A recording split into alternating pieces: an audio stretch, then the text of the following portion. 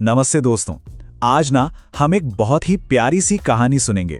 सच्ची खुशी कैसे मिलती है उसकी एक सीधी सादी कहानी। तो चलिए कहानी शुरू करते हैं एक सवाल से। एक बहुत ही गहरा सवाल। जरा अपनी जिंदगी के बारे में सोचिए। क्या हम सच में आजाद हैं या बस अपने कामों को और तेजी से करने में ही लगे हुए हैं? तो ये कहानी है हमारे एक दोस्त रवि की। अच्छा सोचिए, रवि एक ऐसा हीरो है ना जिसका सब कुछ एकदम परफेक्ट था। बिजनेस बहुत बढ़िया चल रहा था, टीम बहुत अच्छी थी, मतलब सब कुछ घड़ी की सुई की तरह टिक टॉक एकदम सही चल रहा था। और फिर एक दिन रवि को कुछ महसूस हुआ। पता है कैसा? जैसे कोई बहुत बड़ा इम्तिहान खत्म हो गया हो और अब छुट्टियों में क्या करें ये समझ ही नहीं आ रहा। उसने सोचा, मैंने काम की मशीन तो बहुत अच्छी बना ली, पर अब अपनी जिंदगी को सुंदर बनाने का वक्त है। देखिए, यहां ना सोचने के दो तरीके हैं। एक है पुरानी सोच कि आजादी तो बाद में मिलेगी, जब सब कुछ एकदम सही हो जाएगा तब आराम करेंगे। ये कुछ वैसा ही है जैसे शादी का सारा खाना अकेले पकाने की कोशिश करना। और दूसरी है नई सोच, जो कहती है नहीं, जिंदगी का डिजाइन पहले आता है और अभी से मदद लेकर जिंदगी को आजाद बनाया जा सकता है। ये तो उस चाबी की तरह है जो काम के बोझ वाले ताले को खोल देती है। तो बस रवि ने ठान लिया।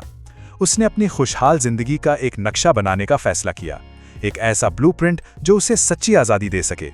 और फिर उसने एक जादुई सवाल पूछना शुरू किया। कैसे नहीं, बल्कि कौन। जी हां, उसने ये पूछना शुरू किया कि वो कौन है जो एक बेहतर जिंदगी जीने में उसकी मदद कर सकता है।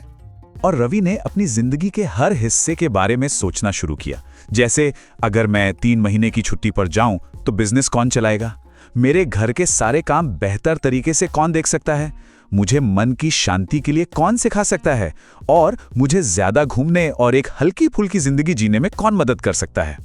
देखिए, उसने ये समझा कि सही लोगों को ढूंढना ना किसी सफर पर अच्छे दोस्त बनाने जैसा है, जो रास्ता भी आसान बना देते हैं और सफर को मजेदार भी। और फिर उसने अपनी जिंदगी के लिए कुछ नए प्यारे से नियम बनाए। पहला कदम, उसने तय किया कि वो हफ्ते में सिर्फ 3 दिन काम करेगा। दूसरा, रोज के कामों के लिए एक सीईओ रख लिया ताकि वो बड़े फैसलों पर ध्यान दे सके। तीसरा, जिंदगी को और बेहतर डिजाइन करने के लिए एक ग्रुप से जुड़ गया। और चौथा, कुछ नया सीखने के लिए वो 21 दिन की एक अकेली यात्रा पर निकल गया। ये छोटे छोटे कदम थे, ठीक वैसे ही जैसे स्कूल से जल्दी निकलकर बारिश में भीगने का मजा लेना। और पता है इसका नतीजा क्या हुआ? ऐसा लगा जैसे उसकी जिंदगी को ताजी हवा मिल गई हो, जैसे उसकी जिंदगी ने खुलकर सांस लेना शुरू कर दिया हो। आखिरकार उसे एक सुकून का एहसास हुआ। वो महसूस कर रहा था कि वो संतुलित है, उसका मन एकदम साफ था और वो हर पल में जी रहा था, वर्तमान में। अब फर्क समझ में आया? ये ठीक वैसा है जैसे इम्तिहान में बहुत सारे नंबर ले आना एक बात है, पर जो सीखा है उससे खुश होना, वो असली संतुष्टि है। रवि अब सिर्फ सफल नहीं था, बल्कि वो संतुष्ट था। तो इस कहानी से एक बहुत मीठा सा सबक मिलता है ना, कि सही लोगों की मदद से सिर्फ एक बिजनेस नहीं बनता, बल्कि एक खूबसूरत जिंदगी बनती है। तो अब चलिए हम सब मिलकर सोचते हैं। जरा एक पल के लिए आंखें बंद कीजिए और सोचिए, अगर पैसों या समय की कोई चिंता न हो तो एक आदर्श दिन, एक परफेक्ट दिन कैसा दिखेगा?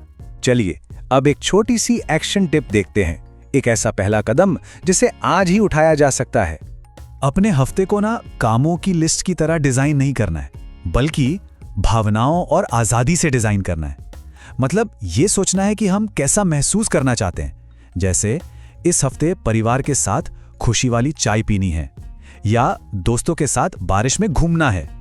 और फिर अपने आप से सवाल पूछना है, इस खुशहाल हफ्ते को सच बनाने के लिए मुझे अपनी जिंदगी में किसकी जरूरत है? वो कौन है? इस सवाल को अपने साथ लेकर जाइएगा। याद रखना दोस्तों, रोज थोड़ा थोड़ा सीखना एक दिन बड़ी सफलता दिलाता है।